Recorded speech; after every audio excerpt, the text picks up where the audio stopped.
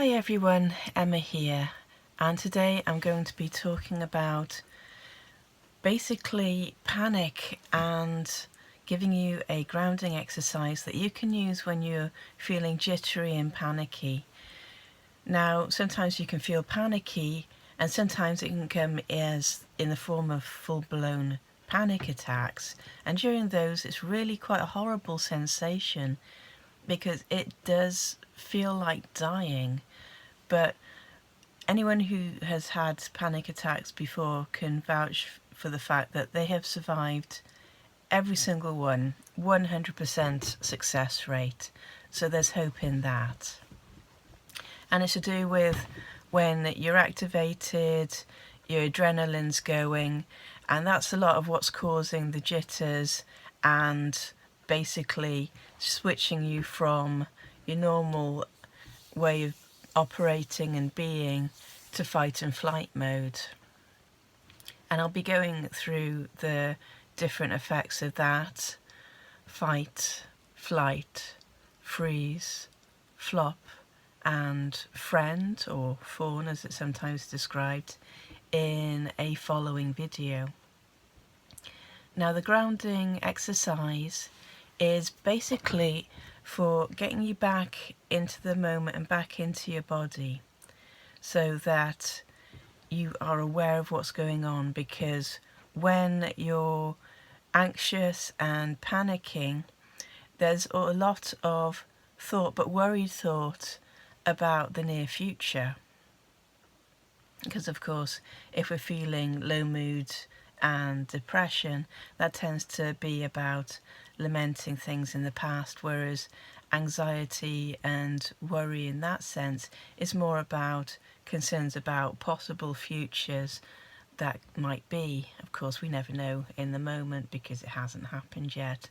So the only time we have to work and change on ourselves, work on ourselves and change things, is in the moment, in the now. So grounding is about getting us back into that moment, back into our bodies, in the now. Now, this exercise involves going through all of your senses, and when I'm talking about it, I'll talk about a count of different things to look for. Don't worry about that so much. If you find less, that's okay. If you find more, that's fine. If you treat it as a game, you're not going to be losing points for this. So, first of all, the idea is to slow down your breathing if you can, because a lot of the time when we're panicking, everything's going that much faster. And that's the fastest way of us switching out of alert mode back into regulation mode. So sympathetic to parasympathetic. That's the fastest way of getting us back into our thinking mind, out the front, sort of prefrontal cortex, and out of the amygdala and limbic system, which is designed to keep us safe, but also flags up all the things that we could potentially have to worry about. Basically, it's like the thinking part of your brain and the keep you safe part of your brain are fighting for resources, and that's why it's really difficult to think logically when you're in a time of panic, because this is a time of being active to get yourself out of the situation, either through battling it or running away. So the first thing to do when panicking is to try and identify, just in your field of vision, 5 things that you can see and name them. Then 4 things that you can hear. Then anything that you can touch, and that can be, for example, your clothes, any socks or shoes on your feet.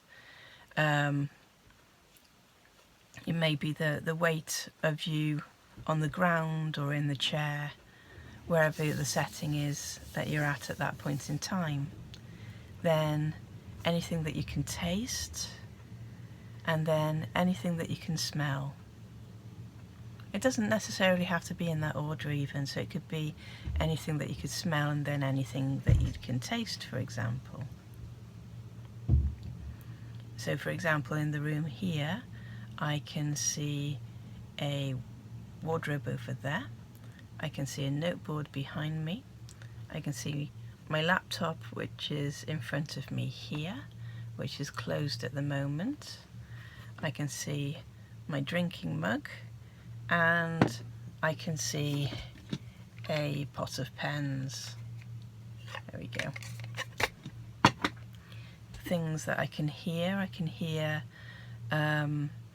the wind outside because it's rainy at the moment. I can hear, I think it's the radio in another room. I can hear a door closing.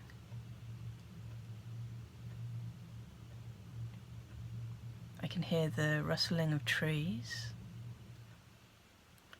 And I could hear the water boiler making that shh noise, and it's just stopped now.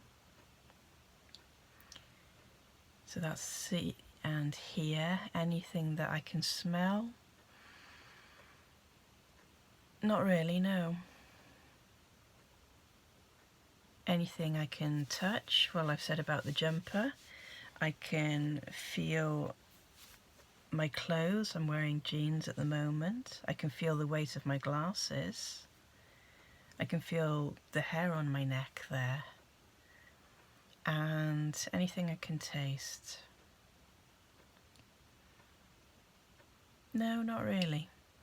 And the idea of that is to get you back grounded in the moment, to bring you back into the here and now. So that's how to do it, and that's an example of me doing it just in the moment, so you can see what that's like. So I hope that's been helpful to you, and that you can use that because it's really portable. You can use it anywhere. So I hope you found this helpful, and if you have, like, subscribe, and if you want to share, comment below.